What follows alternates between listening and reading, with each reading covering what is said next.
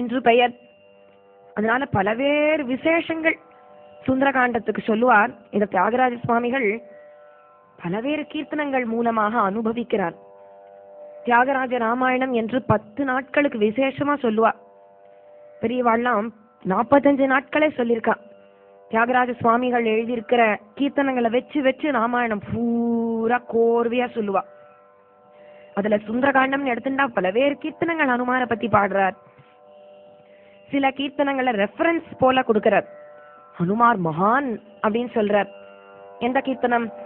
பரம பாகவதமோ நிவர சசி விபாகர கனகநந்தன, பரம பாகவதமோ நிவர சசி விபாகர கனகநந்தன, சுரகின் புருஷ கனக கஷிபு சுத நாரத கும்புரு பவன சூனு பாலன் நரசுன சரோஜ பவ பூசுர மருளு